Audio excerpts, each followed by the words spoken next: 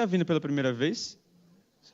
Bastante gente. Então, sejam todos bem-vindos, bem-vindas.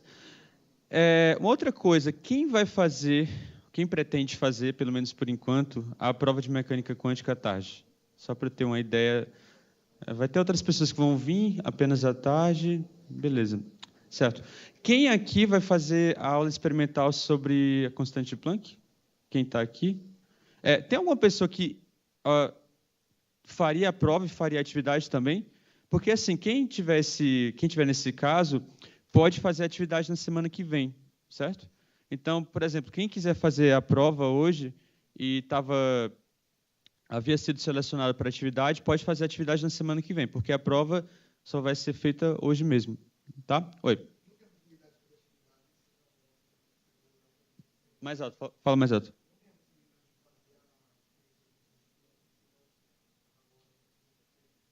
Não, claro que tem sim. Agora, me manda um e-mail, porque eu acho que semana que vem vai ser o último dia dessa prática de LEDs para calcular a constante de Planck, certo? Então, me manda um e-mail. Ou na semana que vem vai ser o último, mais tardar o dia 15 vai ser o último, que a gente já teve 3 encontros. Então, certo? Quem não se inscreveu e tiver o desejo de participar, pode escrever. Me manda um e-mail e a gente consegue encaixar. Tudo bem? Para as pessoas que estão vindo pela primeira vez, é importante ficar atento ao e-mail, porque a nossa comunicação vai se dar, sobretudo, pelos e-mails.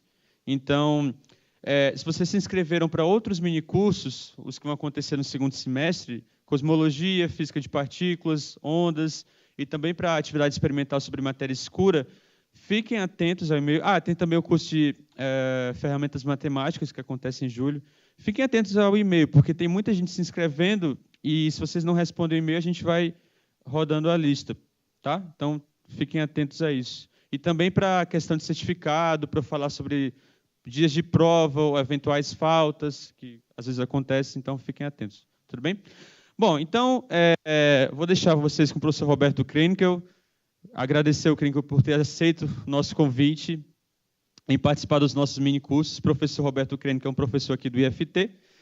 Então, sem mais delongas, vou passar a palavra para ele. Obrigado. E qualquer coisa, vocês podem me procurar no intervalo. Tá? Alô? Todo mundo me ouve? Com esse nível? Obrigado. Bom dia a todos. Muito bem. Essa é a primeira de 3 aulas sobre modelos matemáticos em situações que a gente, às vezes, não espera ver tanta matemática. Certo? A primeira aula hoje é uma aula mais leve, é uma aula sobre como não ser enganado por gráficos e por estatísticas erradas, certo? Porque é o que tentam fazer basicamente o tempo todo com a gente, certo? Então, a gente tem que ficar esperto e ter consciência de que isso acontece e ter elementos de conhecimento de estatística, de matemática, para não ser sacaneado basicamente o tempo todo. A segunda aula é uma aula sobre uso da matemática, modelos, coisas simples de matemática, para entender algumas coisas, aspectos de ecologia e de meio ambiente. Então, vamos falar bastante sobre crise ecológica e vamos também falar sobre mudanças climáticas. Certo? Aí vai entrar um pouco mais de física mesmo, não tanto de matemática. E na última aula, nós vamos usar ferramentas matemáticas para entender uma série de questões ligadas à dinâmica de uma epidemia, de uma doença, certo? E vamos entender uma série de conceitos que as pessoas de saúde pública usam e que mostram a importância, por exemplo, de vacinação, ou a importância de quarentena, esse tipo de coisa. Né? Bom, então, vamos começar hoje com esta aula sobre as falácias na era do Big Data. Né? A era do Big Data é o seguinte: hoje, nos últimos 10 anos, as pessoas têm acesso a uma quantidade de dados que jamais as pessoas tiveram, grande parte por causa da internet. Não só a coleta de dados que se faz na internet, certo? Que cria um monte de conexões, etc. e tal, mas também o fato de que você tem cientistas no mundo inteiro fazendo experiências e como isso é publicado na internet, muita gente tem acesso há muitos dados, e hoje nós somos inundados, de gráficos, de infográficos, e um monte de coisas desse tipo. Só que isso não gera este problema. O mundo está imerso em besteira grossa. A gente está basicamente levando um tsunami de besteiras, idiotices que falam nas redes, na mídia, o colega, uma quantidade incomum de besteiras, e nós temos que começar a ficar esperto. Não se deixe ser enrolado facilmente, certo? Há uma quantidade de besteiras que vem no dia a dia, tá certo? Gente dizendo coisas evidentemente erradas. Essa besteira é fácil, certo? Essa aqui ninguém acreditou nunca, né? Certo? Basicamente, ninguém foi levado nessa, certo? Mas tem umas que são mais assim, entende? Correntes de WhatsApp que falam que vai ter um furacão em Santa Catarina, no caso, e aí põe essas imagens, etc. e tal, sendo que isso era completamente inverdade, assim. No dia que era para ter o furacão, estava um dia de sol, certo? Não tinha furacão nenhum sobre o Atlântico, nada, certo? Então, a gente tem que saber, aí começa a ficar mais difícil, né? Não é que nem o primeiro é fácil saber, certo? Tem uns que são mais ou menos fáceis, isso também era uma corrente de WhatsApp aí nas eleições, que as Casas Bahia afirma que não venderá mais a prazo para os eleitores do Ciro Gomes. O que essa estava para desconfiar, certo? Que a besteira é uma besteira muito grande, mas, por mais incrível que pareça, muita gente acredita nessas besteiras, certo? Então, vocês não vão acreditar nessas besteiras, certo? Bom, muito bem. Só que essas coisas têm consequências, essas besteiral todo. Por exemplo, pessoas e governos não querem mais levar em conta fatos científicos, tá certo? Então, por exemplo, a Fundação Oswaldo Cruz, do Rio de Janeiro, fez um estudo sobre o uso de drogas em jovens, não só em jovens, na população brasileira inteira, tá certo? E obteve lá um resultado, tá certo? O governo não gostou do resultado e resolveu o quê? Não pode publicar o resultado. Vamos fazer em segredo, porque isto não é... Nós não acreditamos no resultado. Como não acredita no resultado? Existem metodologias. E você pode sempre discutir qualquer resultado, você tem que discutir a metodologia, certo? Mas não, o sujeito não gostou, fecha. Isso tem muito a ver, e as pessoas aceitarem isso, tem muito a ver com o fato de que não se preza o valor, não se dá valor ao conhecimento sistemático que a ciência provê a respeito de coisas. Tá? E não é só aqui, tá certo? Nosso presidente dos Estados Unidos me chega e me Twitter, certo? Basicamente, crianças saudáveis vão ao médico, são bombardeadas por um monte de vacinas e não se sentem bem. Autismo, muitos casos. Ou seja, ele está repetindo um folclore que roda na internet de que vacinas, qualquer vacina, tá? aumenta o número de casos de autismo. Isso também tem a ver com um grande movimento, enfim, um movimento considerável de pessoas que resolvem não mais vacinar as crianças. E dá nisso. A gente está experimentando, inclusive aqui em São Paulo, e praticamente em muitos lugares do mundo, uma nova epidemia de sarampo, que é uma coisa que tinha deixado de existir. Certo? Basicamente, não havia mais sarampo.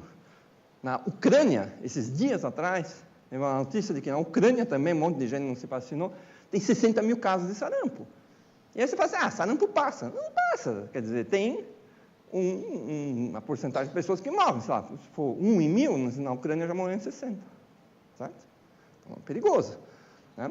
Então, essa não crença, né, e isso vem de onde? Vem de um besteirol.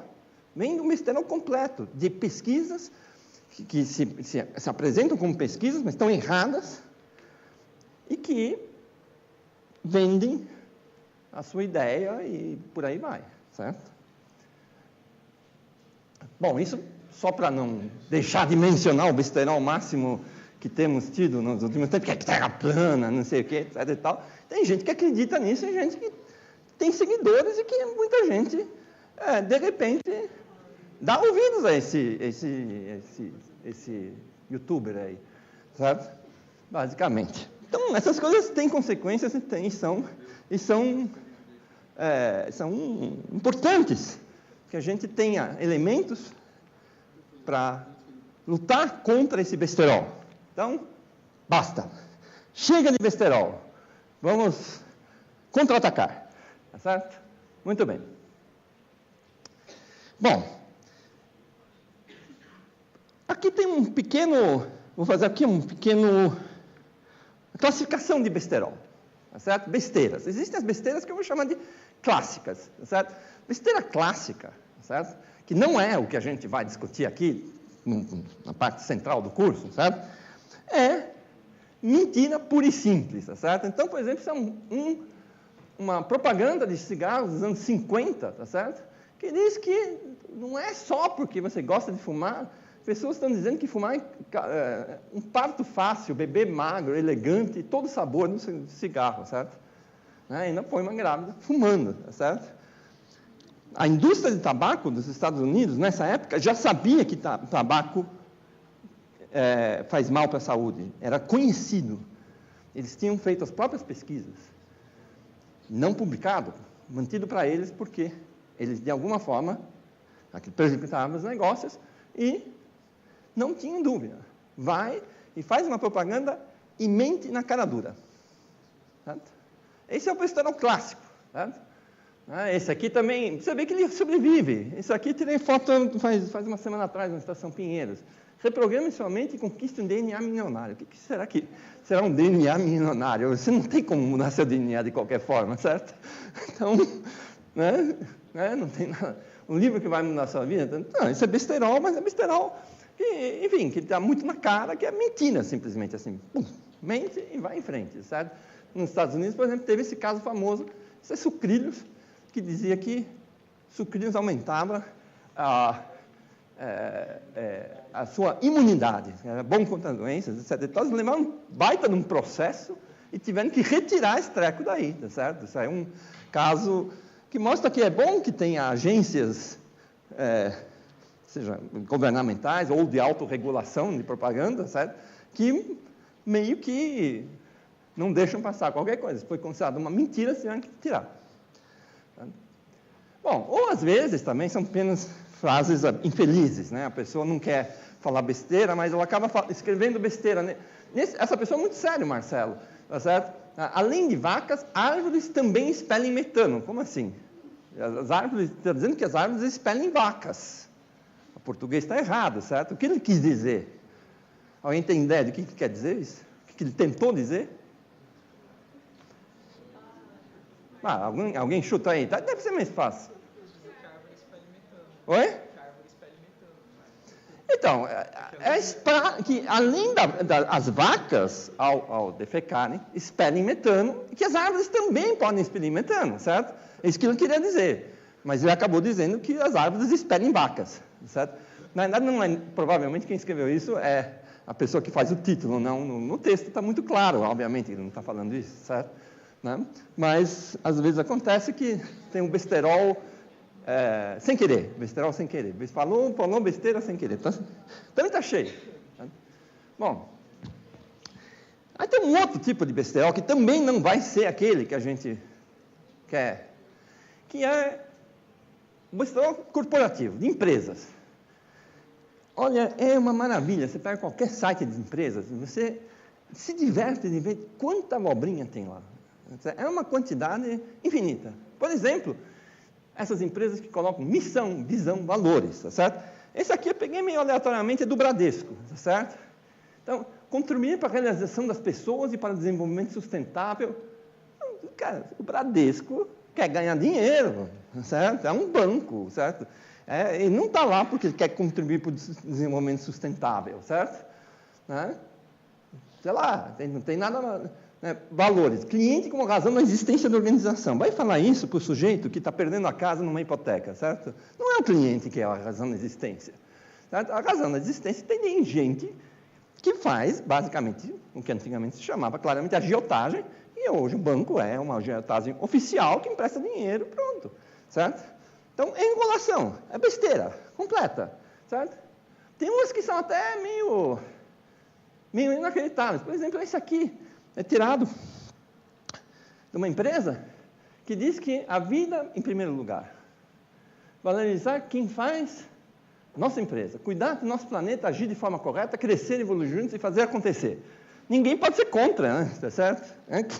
Agora, alguém pode me tentar dar um chute de uma empresa brasileira, da onde eu tirei isso aqui? Isso aí? Ah, está lá em cima. Putz, nossa senhora! Pensei que eu tivesse conseguido tirar do... Bom, mas vale, tá certo? Não é uma cara de pau, total. É uma completa cara de pau, certo? Os caras acabaram tendo vários desastres recentes, tá certo? E que matou um monte de gente. E um monte de gente foi prejudicada. Eles ficam na justiça brigando para não pagar os caras. E os caras dizem que a vida, em primeiro lugar, é o valor deles. E valorizar quem faz a nossa empresa. O restaurante onde as pessoas em Brumadinho trabalhavam, almoçavam, ficava exatamente do lado da represa que estourou e levou todo mundo, certo? Então, não é valorizar quem faz nossa empresa, cuidar do planeta, você está completamente louco, certo? Então, isso é besterol. Então, esse é um besterol fácil de detectar. Em geral, você pensa, bom, quem é que está falando isso e qual é o interesse dele em falar isso? Com isso, você já meio que 90% das vezes consegue ver que não vale nada isso aí, certo?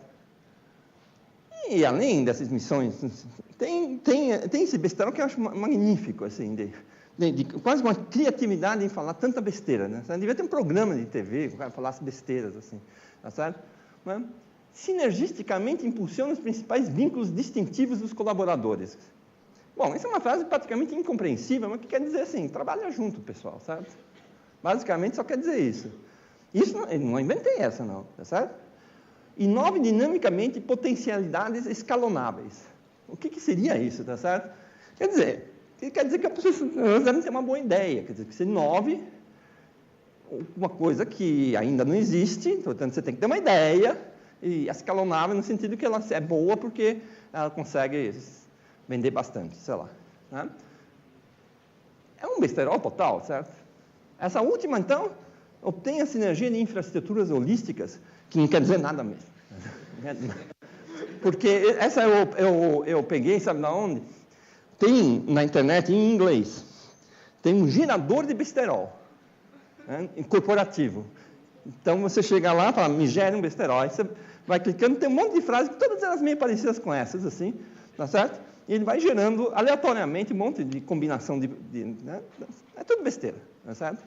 Mas, bom, isso aqui não tem a ver com a matemática e com a ciência que vocês vieram aprender aqui, tá certo? Isso é só para a gente distinguir o que a gente não vai estar discutindo, que é esse besterol corporativo, a mentira crassa e direta, etc. e tal, certo?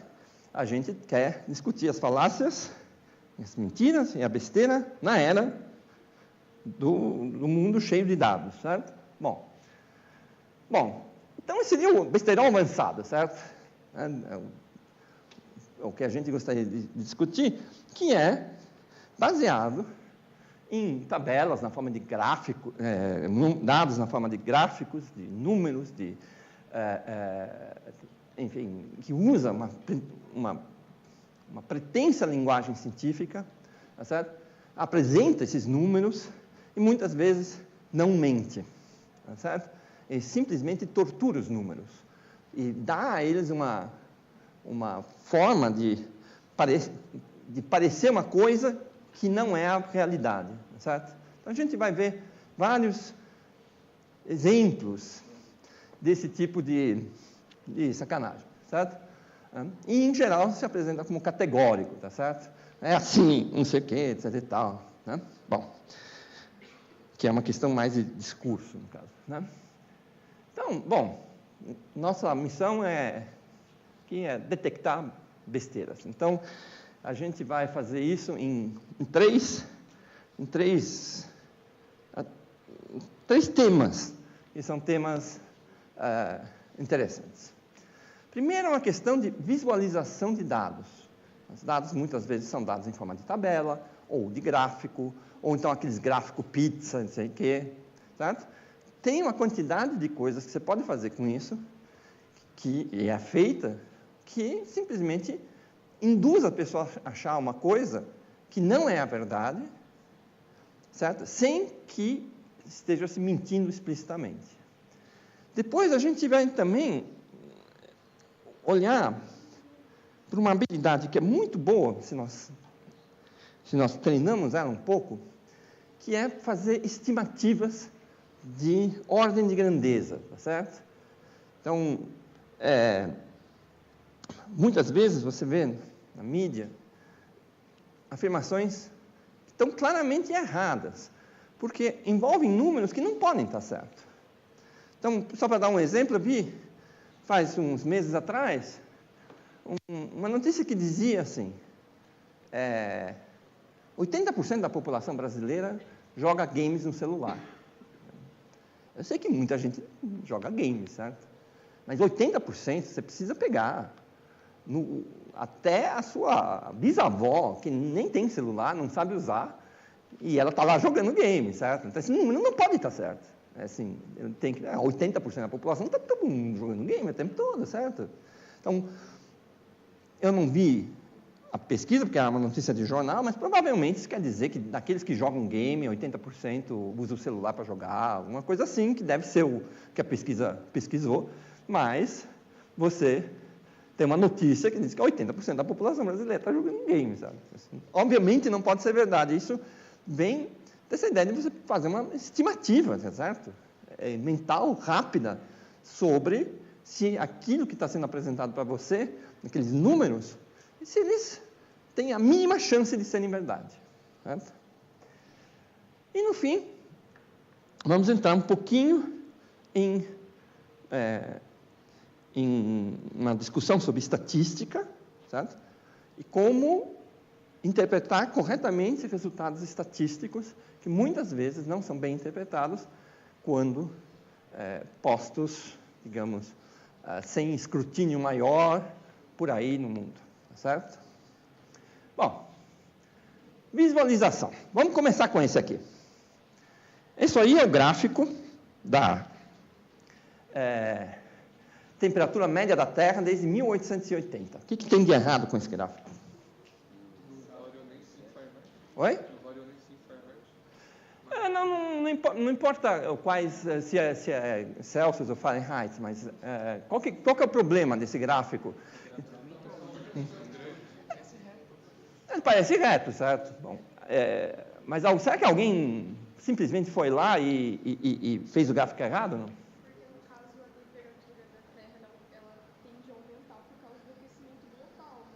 Então, isso, mas... a temperatura não é tão parece uma reta, né? Certo? Mas será que a pessoa simplesmente foi lá e adulterou os dados? A escala está muito grande. Exato, a escala não tem nada a ver, entende? A escala de temperaturas começa no zero. É óbvio que nunca, nem passamos perto de ter temperatura média da Terra igual a zero, entendeu? Nem até 100, estaria todos os oceanos fervilhando, borbulhando, etc. E tal. É óbvio que não tem nada a ver. Ele usou uma escala, tá certo? Uma escala que é usada de propósito, porque isso foi usado como argumento de que a Terra não existe aquecimento global, certo? Ele usou uma escala que não é apropriada, certo? Então, quando a gente está falando em aquecimento global, por exemplo, quando você vê aí, as pessoas que trabalham com isso começaram a lançar alertas de que em um século pode ser que a gente aumente de 2 graus, isso é muito grande, etc. e tal. Bom, então, óbvio que se em um século vai máximo 2 graus, tá certo? Em esse tempo aqui, que é um pouco século, certo? No máximo você teria, sei lá, 4 graus, certo? Nessa escala, 4 graus nem aparece, certo? Então, simplesmente um uso errado de um eixo, né?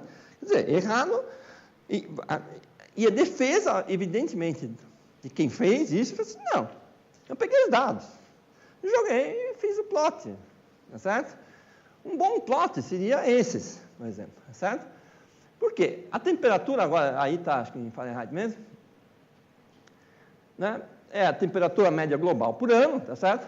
E você vê que está, e esses são os dados, os mesmos dados, 1880, tá certo? E você vê que existe uma tendência a subir aqui, certo? Aqui, você poderia falar, tá, então, mas será que você não está fazendo a sacanagem ao contrário, né? Tá certo? Então, usando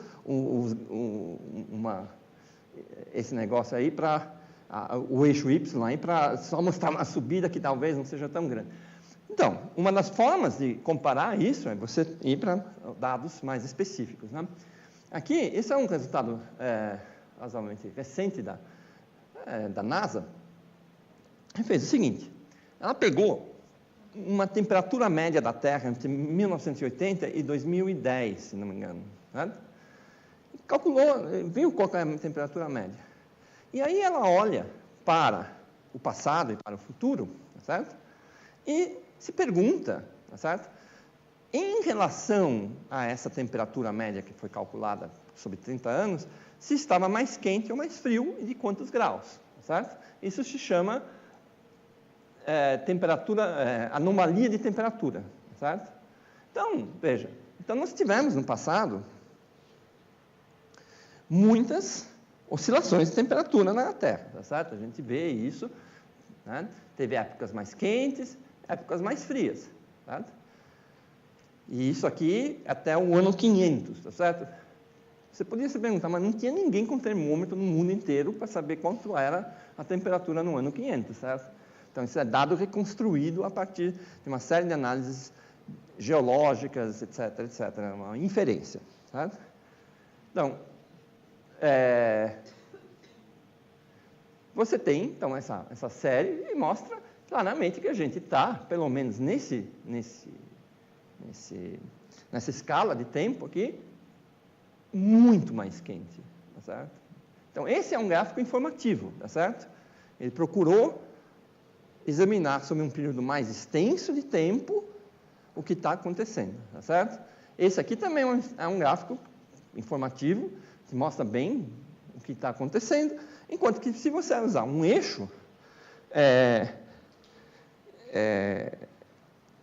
errado, ou enfim, mal intencionado, tá certo? Você obtém essas coisas aqui, tá certo? Tem até um pessoal que pegou, porque isso aí circulou aí, enfim, na mídia, esse gráfico anterior. Tem um pessoal que foi e falou, nós podemos fazer gráficos parecerem retas de qualquer coisa, tá certo? Então, vamos fazer um exemplo assim, tá certo? Vamos dizer que a gente quisesse fazer um gráfico em que você tem aqui o Y e aqui tem um X, certo? Né? Certo? E eu quero fazer simplesmente Y igual a X, certo? Né? Então, não sei se todo mundo, mas claro, isso quer dizer que para cada valor de X, eu vou aqui, né? E pego o mesmo valor de Y e faço um ponto aqui, isso vai me dar uma reta, faz assim, certo? Eu sou ruim de desenhar retas. Considere isso uma reta, certo?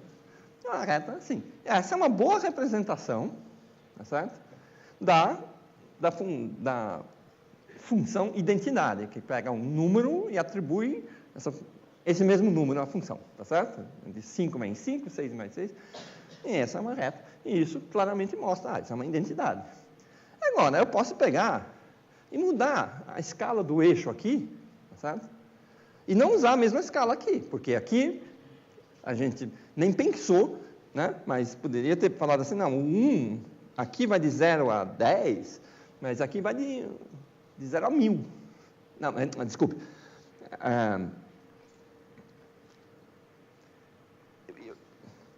Aqui eu vou de 1 em 1, mas aqui, por exemplo, eu posso ir em desenhar cada intervalo menor, comprimido. Eu posso comprimir um eixo, certo? Então, o pessoal fez isso, em que eles fazem um gráfico em que eles põem o ano no X e o mesmo ano no Y, tá certo? Então, é a mesma coisa que Y igual a X, certo? Tá? E aí, eles fazem isso. Bom, você vê, se você faz a escala aqui muito alargada, você vai de 0 a 4.000, tá certo? e aqui você faz só 140 anos, tá certo? É a mesma coisa que foi feito com o gráfico da temperatura da Terra, que estava com uma escala ruim, tá certo? Então, olhar se o eixo no gráfico é informativo, se ele está numa boa escala, tá certo? É algo que é importante. Tá? Se o seu gráfico não chega nem nunca perto do zero ou de qualquer certos valores, nem lá em cima, não tem por que se usar aquela parte do gráfico, certo? Então, se você não usa, você obtém um gráfico muito mais informativo. Tá? E boa parte de coisas que a gente vê por aí é simplesmente o sujeito usa um eixo de tal forma que ele esconde as coisas que ele quer esconder, tá certo? Esse é um exemplo real, aquele gráfico era um gráfico real de gente que nega a mudança climática, que faz um gráfico desses e diz, está aqui, e põe isso assim, meio na rede e tal, e aí o WhatsApp ferve e tal. Né? Então, eixos nos gráficos são coisas a serem levadas em conta. Bom, uma outra coisa bem louca que se pode fazer para enganar as pessoas é superpor dois gráficos. Então, isso aqui é um resultado, não foi feito com intenção de sacanagem, mas basicamente leva-nos a pensar coisas que não podem ser inferidas a partir disso. É um trabalho, certo? Que calcula a incidência de câncer da tireoide, certo? Então, para cada ano, você vê quantos novos casos de câncer da tireoide tem naquele ano e divide por 100 mil, só para ficar um número razoável, certo? E aí você vê essas barrinhas, são essas barrinhas aqui. Essas barrinhas. Agora, você plota em cima, você faz o gráfico em cima, no caso da quantidade desse aditivo químico, glifosato, aplicado em plantações de soja e milho nos Estados Unidos. Tudo isso é nos Estados Unidos, certo? E também está subindo, certo? Muito bem. Você é tentado a dizer que essa química aí, esse glifosato, causa câncer da tireoide, certo? Mas você não pode inferir isso a partir desse gráfico. Por quê? Você poderia plotar qualquer coisa que tivesse subido, qualquer coisa que tivesse subido nos últimos anos, e ele ficaria próximo do gráfico também, certo? Né? Então, primeiro que aqui usa uma escala, aqui usa outra, tá certo? Né? Porque aqui a escala, né? Você põe aqui a incidência e aqui você diz quanto é a porcentagem do G, tal. Bom, então, não é possível inferir isso. Por quê? Né? Então, isso, só um parênteses, tá certo? Esse treco faz mal pra caramba, esse glifosato. Certo? Isso não é uma defesa do glifosato, certo? Isso aí, realmente, por outras pesquisas, pode-se ver, pesquisas médicas, tá certo? Não plots estatísticos desses. Né? Mas mostra que isso realmente faz mal e deveria ter seu uso limitado, certo? Agora, isso não quer dizer que ele tenha causado aumento de câncer da tireoide nos Estados Unidos, certo? Isso fica em aberto. Pode até ter causado, mas não é a partir desse gráfico e a partir desse argumento que você pode afirmar isso, certo? Então, você vê, tá certo? Aqui a gente tem dois gráficos, tá certo? Em que um gráfico é os suicídios por enforcamento, estrangulamento e sufocação, tá certo? Que está nessa gráfica. E no outro gráfico tem os gastos em ciência, tecnologia e pesquisa espacial nos Estados Unidos, tá certo? Bom, você tira alguma conclusão disso, tá certo? Não, certo? Agora, Agora, para nós, isso é muito claro, porque vocês falam assim, não tem nada a ver, certo? Os casos, não tem uma coisa que não tem nada a ver com a outra. Então, sei lá, é simplesmente por acaso que aconteceu essa coincidência, certo? Mas muitas vezes se usa, muito em pesquisa médica, em cara tentando vender algum remédio caro para você, certo? Se usa esse tipo de coisa. Ó, subiu aqui também, certo? Aí tem mais um. Esse é o enforcamento. Peraí. Pulei um? Não. Doutorados em engenharia e consumo de queijo. Tá certo? É um famoso. Não tem nada a ver, tá certo? Se você quer ensinar, se você acreditasse que uma coisa tivesse a ver com a outra, tá certo? Se você fosse da indústria de laticínios que fabricasse queijo, você deveria financiar doutorados em engenharia, certo? Certo? E se você é da academia, da universidade, e você quer ter mais doutores em engenharia, então, se você levasse isso a sério, você diria, não, vamos fazer o seguinte, lanche de queijo todo dia, tá certo? Então, óbvio que são puras coincidências, né? Tá certo? Esse aqui também, ó, número de pessoas que morreram afogadas numa piscina com o número de filmes que o Nicolas Cage aparece por ano, tá certo? Então, bom, pura coincidência, tá certo? Tá certo? Esse aqui eu vou falar depois. Opa! O que representam esses gráficos? Certo? Existe um dito que se repete, que vocês vão ouvir, ou se já não ouviram, muitas vezes, tá certo? Que é correlação não implica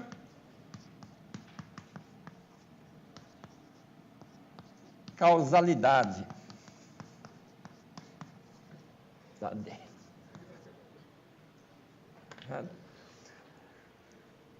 É possível, e eu não vou fazer isso, mas é possível achar uma função matemática, certo? Que calcula o quão parecidos são duas curvas, certo? Isso é uma função de correlação simples, certo? Você, basicamente, o que você vai fazer? Você faz a diferença entre as duas curvas, mas você não quer que a diferença para mais e a diferença para menos se cancelem, certo? Se eu quisesse saber se duas curvas são próximas, né? Então, sei lá, se eu tenho uma curva aqui, e aí eu tenho uma outra curva aqui, sei lá. Quero saber se elas são próximas, o que eu faria naturalmente? Pego as diferenças, né? Certo? Mas eu não quero que essa cancele essa, certo? Porque senão eu poderia ter uma coisa muito grande aqui, uma coisa muito para baixo aqui, e diria que são próximas. Então em vez de usar a diferença, eu uso o quadrado da diferença, certo? Então eu pego quadrado não, eu pego a diferença dos quadrados. Eu pego esse valor, poderia pegar o módulo, poderia pegar simplesmente ele ao quadrado, faço as diferenças, e vejo se isso aqui for muito próximo de zero, é porque elas são muito próximas, e se não for, elas são distantes, certo? Então, isso é correlação, certo? Correlação quer dizer que algumas curvas são parecidas, certo? Curvas serem parecidas não tem nada a ver, não é que não tem nada a ver, mas não implica que existe uma relação entre essas duas coisas, elas podem ser completamente distintas, certo? Então, essas curvas desse tipo, como é que foram feitas essas curvas? Certo? É um cara que fez isso só para, enfim, se divertir um pouco, certo? Ele tinha, sei lá, 10 mil gráficos de coisas, certo? Ele colecionava gráficos, um monte de gráficos, certo? Aí você pega o Nicolas Cage aqui, tá certo? Aí você vai no resto dos gráficos e vê se tem algum parecido, tá certo? Quando você tem muito gráfico, vai ter algum parecido, certo? É bem razoável que tenha. Certo? Quanto mais você tiver 1 milhão de gráficos, você vai ter um, tá certo? Isso não cria nenhuma relação de causalidade entre as coisas. Aqui os exemplos são muito óbvios, mas muito se usa disso para induzir as pessoas a pensarem que duas coisas que têm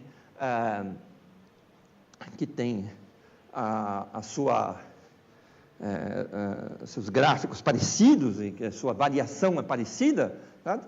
Que essas coisas têm uma coisa a ver com a outra. Certo? Isso é uma inferência que não pode ser feita. Certo?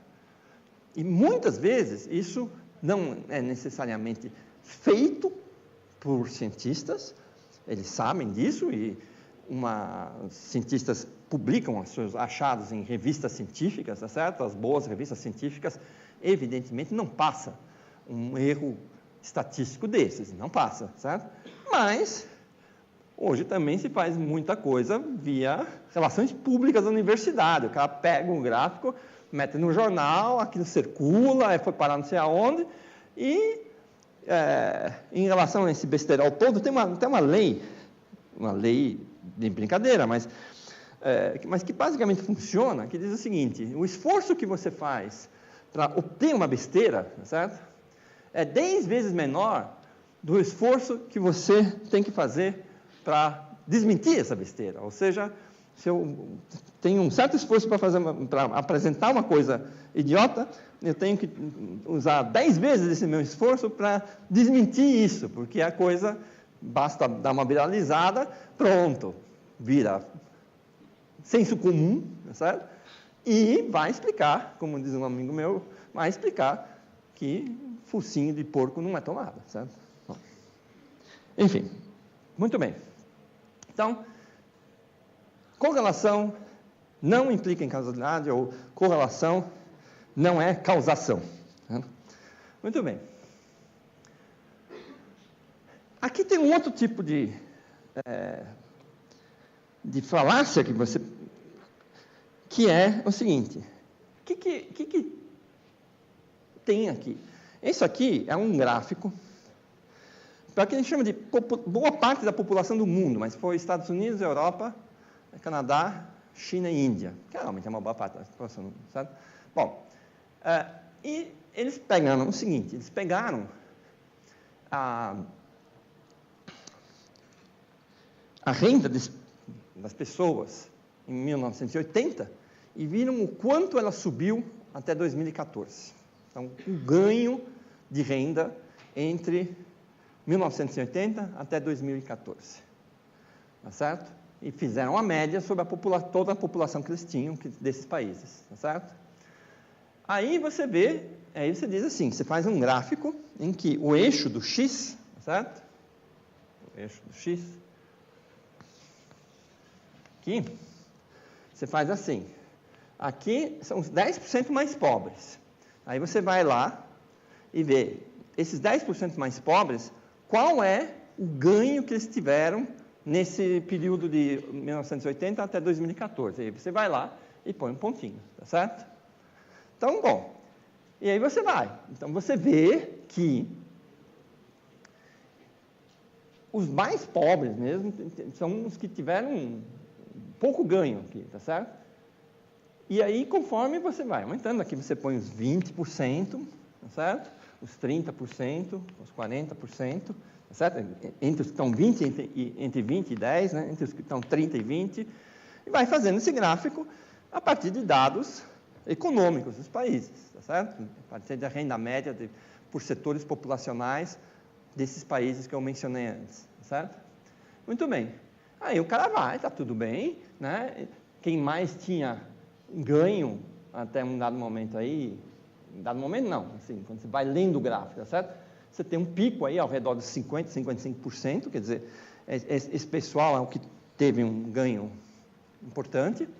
Depois, as pessoas na faixa de renda de 60 a 90 não tiveram tão grande ganho de salário, de renda. E aí você chega em 90, e aí o que o cara faz? Ele me pega e não põe o 100 aqui. Ele põe o 99, põe 99,9, 99,9. Ele passou por uma escala logarítmica. Não sei se vocês viram, escala logarítmica. Em vez de colocar o valor, você põe o logaritmo do valor. Né? Então, ele mudou a escala. Aqui ia de 10 em 10 e aqui ele passou aí em potências de 10. Certo? Então, misturar dois valores num gráfico, ele cria gráfico, duas escalas, um eixo de um gráfico, cria percepções incorretas do que está acontecendo. Certo? Então, como seria o gráfico certo? Certo? O gráfico certo seria, você vai aqui, 50, 60, chega no 90 e põe um 100 aqui. Tá certo? O 100 está lá em cima, certo? O pessoal que mais ganhou é o pessoal mais rico, certo? Então, esse gráfico faria uma coisa assim. Certo? O que acaba acontecendo? Isso não foi feito por má intenção, no caso, esse tipo de coisa, certo?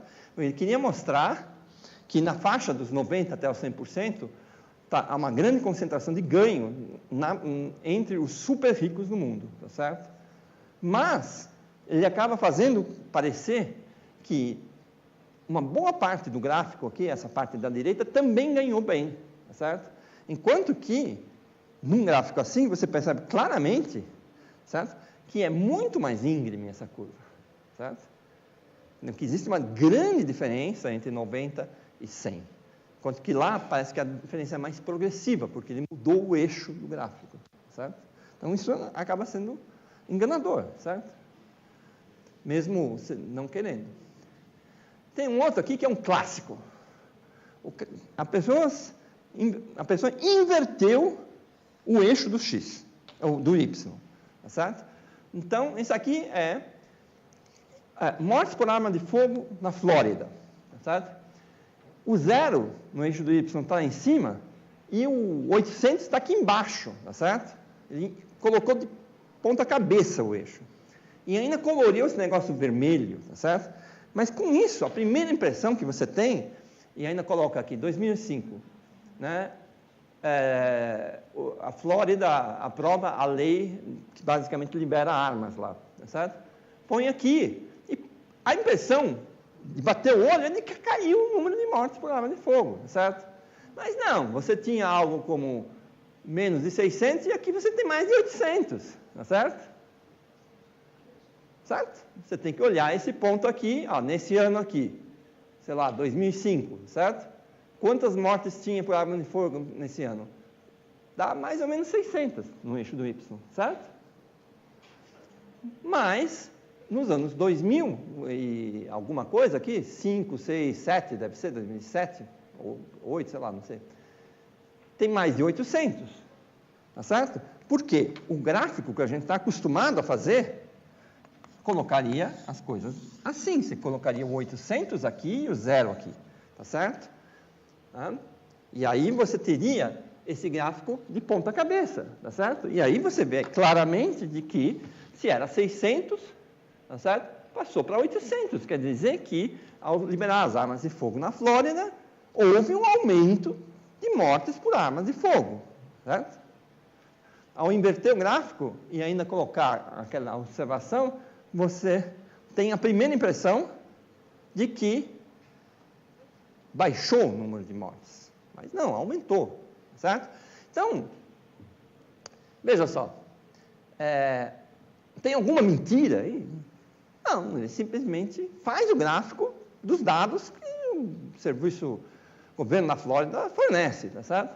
Então, não é que mentiu, ele não adulterou os dados, ele não é uma besteira clássica, tá certo? É uma besteira avançada. Né?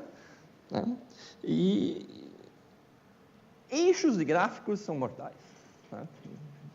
Podem dizer qualquer coisa. Você tortura o eixo, ele diz sim, não, confessa qualquer coisa. Né? Ou então tem essas maravilhas aqui que não tem mínimo sentido, certo? Porque você tem aqui quais são as habilidades mais requisitadas dos desenvolvedores de programas. Isso aqui são nomes de linguagens computacionais, sabe? C, Python, iOS, não sei o que, etc. E tal. Só que isso aqui, nessa linha aqui, no eixo Y, não é uma variável numérica. Como é que você pode fazer um gráfico de algo que não é uma variável numérica? Isso aí é um cartoon, é uma caricatura só, tá certo? Não quer dizer nada. E também tem essa questão, assim, você vai ver, vocês vão ver isso muito, tá certo? Isso aqui é um estudo que fizeram na Europa sobre quantas horas um trabalhador empregado em tempo integral trabalha em média, certo? Né? E está em cor diferente a Alemanha, porque era para discutir uma questão da Alemanha, mas não importa isso, certo? O que parece nesse primeiro gráfico, certo? Esse da esquerda, é que, sei lá, pega lá o cara da Alemanha, trabalha 40, o tamanho dessa barra é mais que o dobro da barra da França. Então, parece que na Alemanha se trabalha o dobro da França. Certo? Mas não é verdade, certo? Porque os números, as barras aqui, não são proporcionais aos números. Certo? Se você faz elas proporcionais aos números, ou seja, você começa todo mundo do zero, certo? Você vê que a diferença é significativa, mas não é o dobro, não tem nada a ver, tá certo? Então, você cortar gráficos e dar um zoom só na parte que você está interessado em vender o seu peixe, tá certo? É um artefato que é muito usado para tentar induzir as pessoas a acharem alguma coisa, tá certo? Enquanto que aqui claramente, certo? Isso aqui não obedece à regra de que, sei lá, em gráficos de barra, né, o tamanho da barra deve ser proporcional ao número, tá certo? E aqui não é proporcional ao número, tá certo? Lá, naquela outra é. Aí sim é proporcional. Tá? Muito bem. Bom, isso foi nossa história a respeito de gráficos.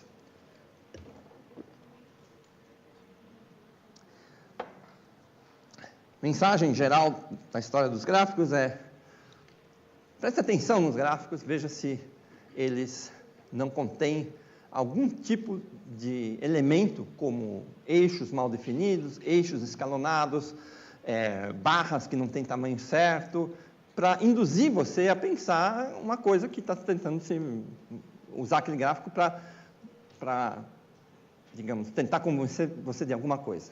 Tá? Bom, nosso próximo tópico é uma coisa que a gente chama de estimativas de Fermi. Tá? Estimativas de Fermi é o seguinte: Enrico Fermi foi um físico muito famoso, trabalhou em física nuclear, em física de partículas elementares, em um monte de coisas. Um italiano que ganhou o prêmio Nobel, migrou para os Estados Unidos, fugindo do fascismo, e ganhou o prêmio Nobel em 1938. Né? E o que tem o Fermi a ver com isso?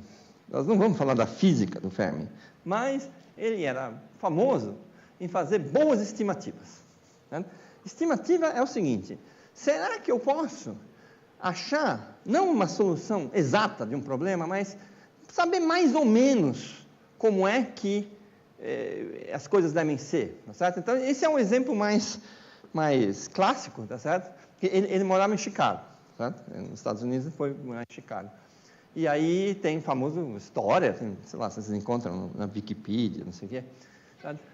Né? De estimar quantos afinadores de piano tem em Chicago, certo? Bom, alguém tem alguma ideia de como fazer isso? Como é que você poderia ter uma ideia do número de afinadores que tem em Chicago? Você precisa de alguma coisa, certo? Você precisa saber. Então, a região metropolitana de Chicago tem atualmente 9 milhões. História. História? Oi? Tem que saber sobre história. Não precisa saber sobre história. Quantas pessoas vão... Quantos pianistas tem em Chicago? Oi? Quantos pianistas tem? Então, mas não é só pianista que toca piano, também pode ter piano em casa, né? Diga.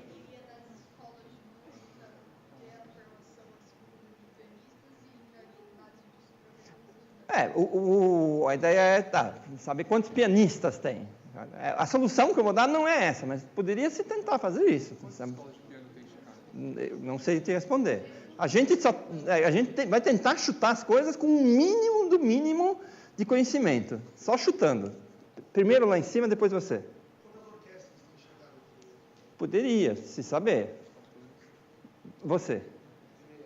E até a loja que vende música, tem concentradores sobre Isso seria uma forma, mas isso você não consegue fazer. A gente quer agora, já. Não tem como ir para lugar nenhum. A gente quer estimar já. Então, mas eu preciso desse dado. Eu não tenho esse dado. Eu só sei que tem 9 milhões de pessoas. Bom, obviamente, mas... Não sei se você acha isso na internet, certo? Mas não pode usar a internet aqui, certo? Algum chute, você? Você poderia, claro, perguntar para algumas pessoas, mas você está em São Paulo. Hã? Alguém falou alguma coisa? Eu tentaria fazer um chute de proporção. Eu tentaria chutar quantos pianistas tem em Chicago e quantos afinadores de piano podem afinar pianos de pianistas. Exato, vai por aí, tá certo? Só usando os tais dos 9 milhões, certo? Quantas pessoas talvez tocam piano? Quantos pianos são necessários para essas pessoas? Eu ia pensar que 9 milhões de pessoas que tem no Canadá, e como não é muita gente que escuta música clássica, então 40% de 9 milhões, mais ou menos. Você chutaria que 40% ouve música clássica, mas não tem todo mundo, numa casa não precisa ter 4 pianos, certo? Se tiver 4 pessoas. Aqui e depois lá.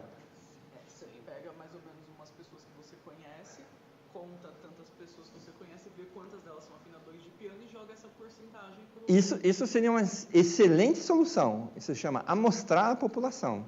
Você escolhe aleatoriamente pessoas e vê qual é a porcentagem que tem piano. Só que a gente não pode fazer isso, porque a gente não tem um instituto de pesquisa lá em cima primeiro. Uma análise assim pode ser feita numa faixa, certo? Entre? Tantas e tantas pessoas. Exato. A gente não vai tentar calcular um número exato, tá certo? Mas uma faixa. É uma coisa que vale, Exato, mas a gente quer... Tentar olhar a quantidade, a consideração demográfica, né? Quantas pessoas tem em Chicago, a quantidade de vendas de piano e supor que pelo menos para cada piano precisa de um afinador. Exato. Poderia se fazer, mas, de novo, isso implica em uma informação que a gente ainda não tem. Alguém aqui? Quantas pessoas daqui tocam piano? Mas aí você está usando uma base amostral, que é o Brasil, São Paulo, o Instituto de Física Teórica, para coisas sobre Chicago, e isso não pode ser feito. Eu consideraria que, sabendo que em Chicago, pelo que você disse, Chicago está perto do Canadá e lá ouve-se música clássica, cerca de 40%, eu diria que não necessariamente todos os ouvintes de música clássica tocam piano, mas uma Exato. parte sim. Em parte, ou sim. seja, talvez mais ou menos 15% ou 10%. 5% dos 40%? Acho que 15%, porque piano é um instrumento muito da hora para música clássica. Então eu diria que acho que 15% de 40%. Pode ser. Estamos especulando. Tanto, aí talvez acho que um quarto desses 15% seria uma estimativa de... Isso, e aí depois tem que ver quantos afinadores. A solução, para a gente não passar o dia inteiro, porque dá para especular à vontade, certo? A solução dada pelo Fermi é basicamente assim, tem 9 milhões, certo?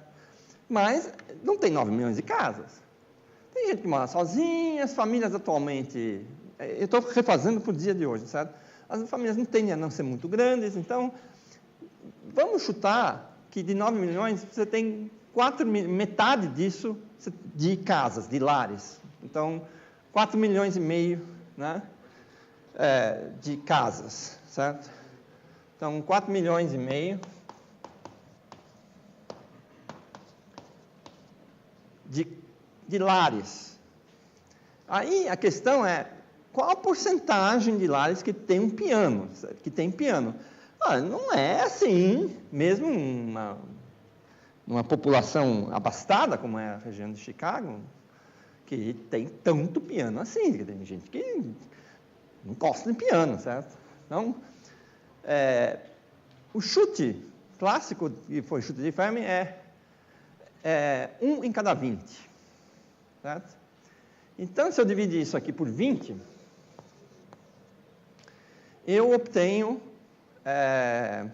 o número de pianos em Chicago, tá certo? Que é o principal objetivo que a gente tinha, principal objetivo intermediário, né?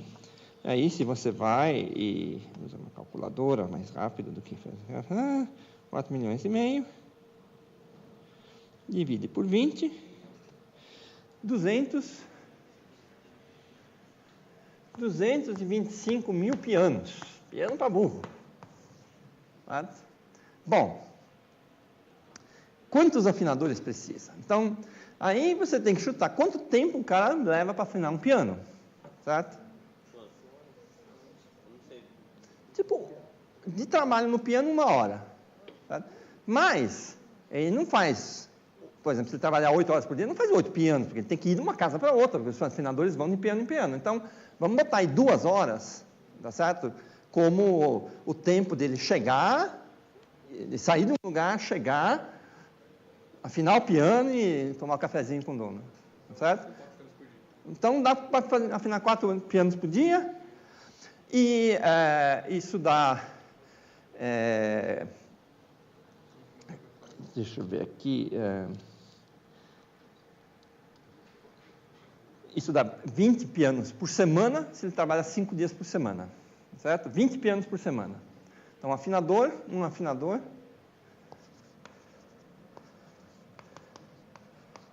afina 20 pianos por semana.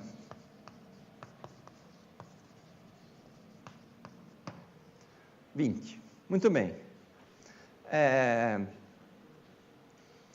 Vamos dizer que ele trabalha 50 semanas, só para facilitar as contas, sei lá, não tira muito férias, tá certo?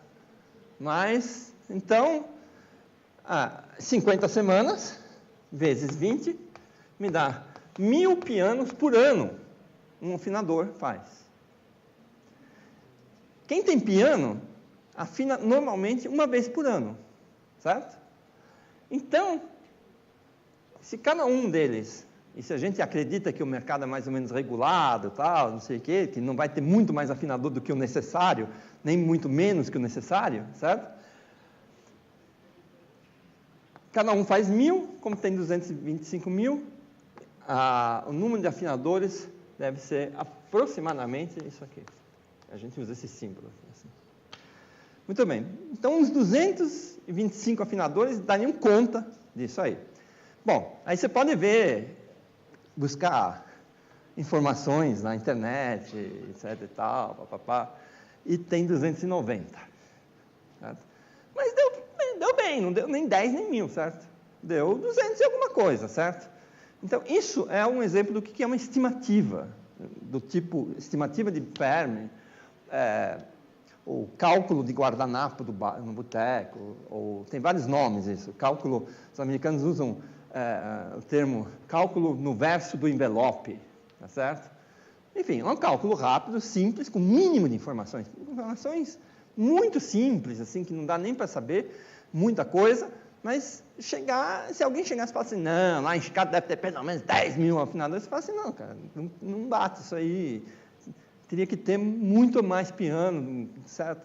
Do que a própria população. Ou seja, isso é o que se chama uma estimativa de Fermi e um cálculo de Fermi, se você quiser, que é uma coisa aproximada, mas que te dá uma coisa que a gente chama de ordem de grandeza, um valor aproximado, tá certo? Não deu 1, não deu 10, não deu 1.000, 10.000, é algo que é próximo do que realmente existe em Chicago, certo? Então, a gente pode, claro que esse exemplo do cálculo de Fermi em Chicago, ele pode ser feito, ele é pictórico, porque né, piano, afinador de piano em Chicago, negócio meio tirado meio marciano, né, certo? Mas, muitas vezes, a gente pode fazer pequenos cálculos, tá certo? E verificar se aquilo que está sendo dito tem a mínima chance de ser verdade, se aquilo é o que está sendo dito ou se tem alguma sacanagem rolando, certo? Então, tem esse caso aqui, que é um caso interessante, que é o seguinte, a mídia americana, obviamente, a Fox News, certo? Que extremamente conservadora, meio que chamou como se fosse um escândalo o seguinte: nos Estados Unidos, a população muito pobre, nos Estados Unidos não tem um amparo social como o Brasil, enfim, também é bem ruim aqui, ou como na Europa, que tem salário mínimo e tudo mais. Lá você pode literalmente ficar sem dinheiro. Você pode literalmente morreria de fome, certo? Que ninguém vai chegar lá e te dar um Bolsa Família ou coisa parecida. Não existe. Mas o que existe para a gente não ter pessoas morrendo de fome, tá certo? A gente dá um vale-refeição para o cara. Aí ele come e não morre de fome, e de resto se ferra, mas tudo bem, não morre de fome. Então, esse é o tal do negócio que em inglês chama, nos Estados Unidos usa-se food stamp fraud. É um vale-refeição para o cara, certo? E a Fox diz, em 2016, as fraudes no programa de auxílio à alimentação de pessoas em extrema pobreza nos Estados Unidos teve um aumento e chegou a 70 milhões de dólares, certo? Muito bem. 70 milhões de dólares, certo? 70 milhões de dólares, eu deveria ter posto de dólares, né? Poderia ser 70 milhões de pessoas, certo? 70 milhões de dólares. Muito bem. Será, aí está escrito assim, será que não é hora de acabar com essa zorra toda, não sei o quê, e tal? Muito bem, mas 70 milhões parece uma baita grana, certo? 70, mas será que isso é muito ou é pouco, tá certo? Então, um cálculo que você pode fazer do tipo estimativa de Fermi é assim, tá certo? Tem 300 milhões de pessoas nos Estados Unidos, certo? Isso tudo é meio chute aqui, tá certo? Nós não estamos fazendo cálculo exato, é chute. Você sabe que tem. Quantos devem receber o auxílio? Olha, sei lá, isso aí é só para pessoas muito pobres nos Estados Unidos, certo? Então, assim, o sujeito recebe isso quando ele não tem nenhuma fonte de renda. Tá, vamos chutar, então, uns 10%, certo? Mais ou menos. Certo? Então, quer dizer que você tem mais ou menos 30 milhões de pessoas que vivem de vale-refeição do governo americano, certo? Agora, quanto é que deve valer, tem um erro de português lá, esse auxílio? Certamente, por mês, eu devia ter escrito também com mais cuidado, por mês, o cara não recebe, se for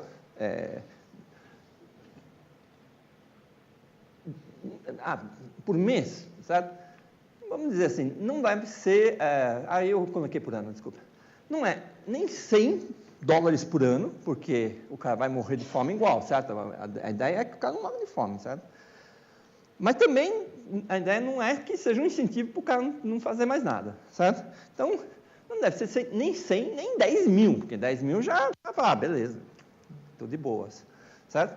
Então, vamos dizer que seja tipo 100 dólares por mês, que é bem pouco, certo? Mas, enfim, dá para você comer uns negocinhos, cozinhar, sei lá. Estamos falando de gente muito pobre, certo? Muito, muito pobre. Certo? Então, tem 30 milhões de pessoas muito pobres. Bom, e aí, então, você olha, tem 30 milhões de pessoas, cada uma recebe 1.200 dólares por ano. Que dá, o programa custa 36 bi. 70 milhões, dividido por 363, dá 0,2% do programa. A fraude representa 0,2% do programa. Qual é uma fraude aceitável? Porque nenhum sistema aceitável, não estamos falando eticamente, certo? Mas pragmaticamente. Toda empresa tem, não necessariamente fraudes, mas tem perdas inesperadas, certo? Então, bom, depende do ramo, certo? No ramo, por exemplo, de serviços do tipo restaurante, etc. e tal, perdas de 5% é beleza, cara, tá certo? Nas startups do Vale do Silício, eles consideram que uma fraude de 10% ainda é aceitável. Certo? Do ponto de vista, você não vale a pena tomar atitudes de coibir a fraude, porque vai sair mais caro coibir do que simplesmente viver daquele jeito. Certo? No sistema financeiro, as fraudes são da ordem de 2%. empresas de cartão de crédito já não, já tem fraudes de 0,1%. São pequenas as fraudes, porque é um sistema todo automatizado, informatizado, difícil de ter fraude. Certo? Em indústrias e comércio, etc. e tal, qualquer coisa abaixo de 3%, tá beleza, é uma fraude aceitável. Aqui, isso aqui mostra que a fraude no programa de vale alimentação dos Estados Unidos é baixíssima. Está funcionando muito bem, certo? A história curiosa por trás disso é a seguinte, porque, obviamente, a Fox queria bombardear o programa, certo? 70 milhões, não sei o quê. Só que, da onde que a Fox tirou 70 milhões, certo? Não se sabe até hoje, porque esse número é muito menor do que o número verdadeiro. Tem muito mais fraude que 70 milhões. Então, eles tiveram que fazer uma correção com o governo americano, através de suas agências, e disse, não são 70 milhões. São, eu acho que eu anotei aqui, são algo com 300 milhões, tá certo? Mais ou menos, vai dar próximo de 1%, tá certo? Ainda assim, apesar de ser uma dinheirama grande, se você te dão 300 milhões de dólares, não faz mais nada na vida, beleza. Mas, do ponto de vista do tamanho do programa, do dinheiro que o programa envolve, está se tendo fraudes ou perdas por diversos erros que podem acontecer, menor do que 1%, certo? O que é bem razoável, certo? A maioria das empresas não consegue operar nesse nível de perfeição nos seus processos, certo? Não consegue. Por mais que invente um besterol todo lá, aquele besterol corporativo, etc. E tal, basicamente por aí que está a fraude. Por aí não, está abaixo de 3% é bom, certo? Aí esse programa estava bem, certo? É engraçado, porque a Fox fez isso para tentar sacanear o programa e acabou errando e dando um número muito mais favorável ao programa de alimentação deles, tá certo? Se ferrou, certo? Bom, muito bem. Então, acho que agora nós fazemos um pequeno intervalo, uns 20 minutos mais ou menos. Quando vai soar um sino para vocês voltarem, vocês não voltam, vai ter a foto aqui fora. Então, ficam aqui tal, mas não voltam direto. Tirada a foto, a gente recomeça.